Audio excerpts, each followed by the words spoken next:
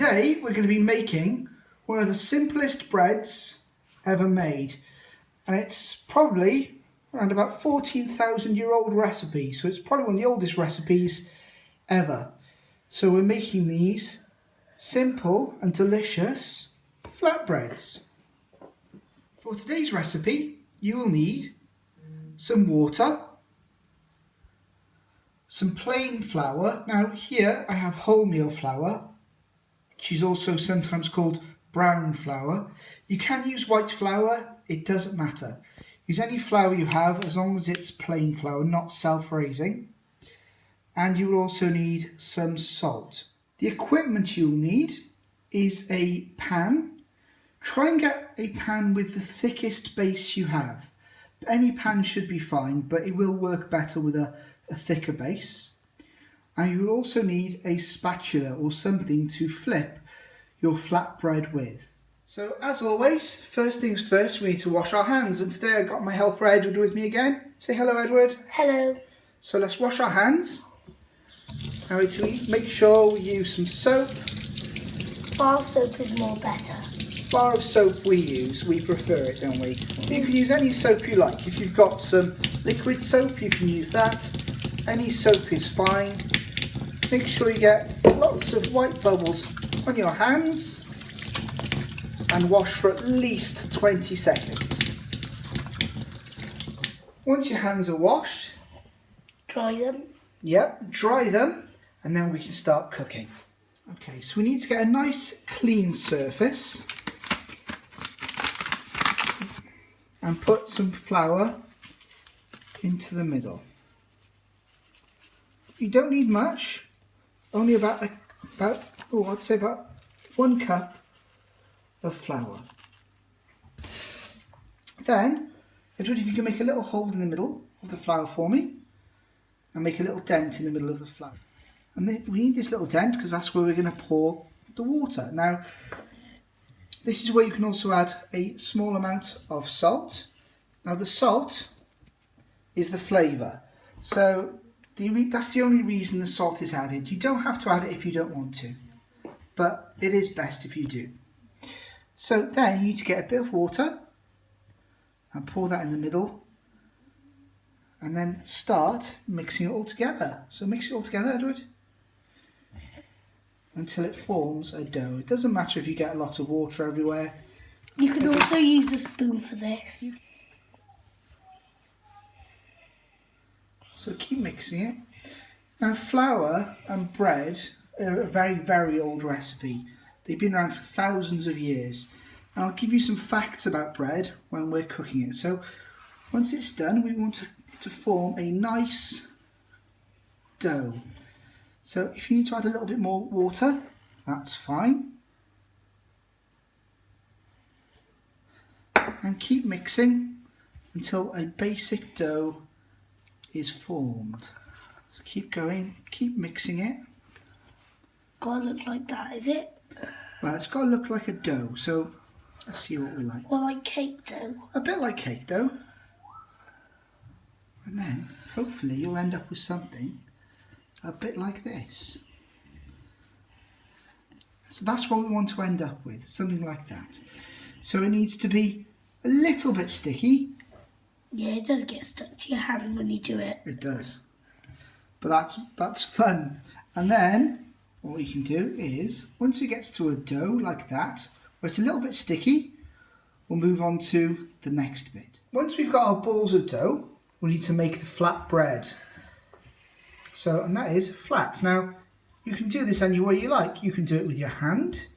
What they used to do in the olden days, they did used to use a flat rock to do this on. Now, we don't have a flat rock. We don't have a flat rock, so we're going to use our hands and the work surface. You can do your one, Edward, and make sure it's nice and flat. Now, if you need to put a bit more flour down, that's fine. And that will stop it from sticking. Anyway, it's sticking. Oh, sorry, that will stop it from sticking to the unit or to your hands. You do need to wash your hands after you do that. You do. You need to wash your hands all the time because it does get quite sticky. Now, once they're nice and flat and you're happy with them, you can make these any size you like. Now, we're making them quite small. just to save on the flour. How's yours coming along, Edward? Oh, that's brilliant. So once they're like that, once they're about 3 millimeters thick, we can start to cook them. In the oven? No, we cook these on the pan. Now we move over to the pan. We need to heat this up ready. So get your grown-up helper to help you set your pan over a medium flame. We don't want it too hot because otherwise it'll burn them, and we don't want it too cold or otherwise they won't cook. So we want to set that over a medium flame. Halfway. Yep, halfway, like that. And wait about 30-40 seconds for that to heat up. Once you're happy your pan is nice and warm, what you want to do, you want to drop your flatbreads in there and leave them to cook. Now this can take a little while. I'll start to time it so I can let you know, but you want to keep checking them to make sure that they aren't burning and to make sure they are definitely cooking. Now some facts about bread for you. So bread, the oldest evidence of bread has been found to be 14,500 years old, which was in a site in Jordan.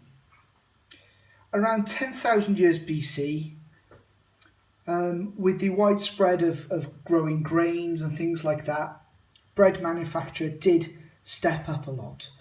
But we've been eating bread for over 14,000 years, which is amazing when you think about it.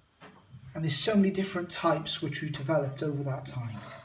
So let's leave these heat up and then we'll turn those in a second. Now these flatbreads are one of the earliest known types of bread. And they, as you can see, they're very simple. You just use the flour and the water.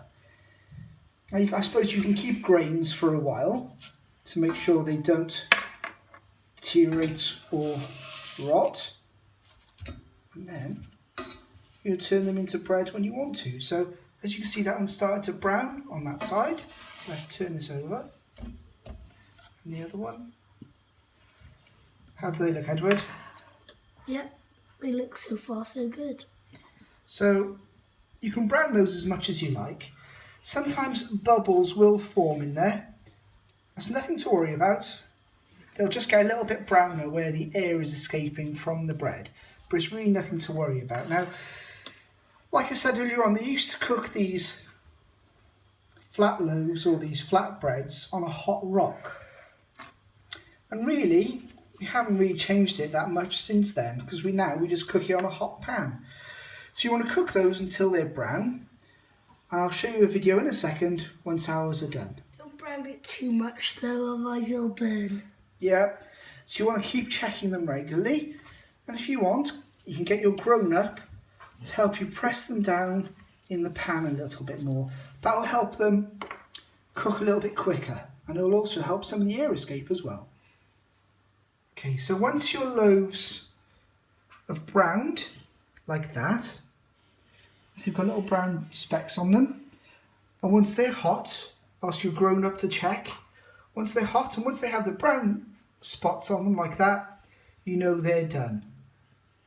They look a bit like wraps. They do look a bit like wraps, just smaller and they're Mini thicker. wraps. Yeah, mini wraps. Are they thicker or thinner than wraps? Thicker. A little bit thicker. So once they look like that, and once you're happy they're cooked all the way through, so once they're hot, you know they're ready to eat.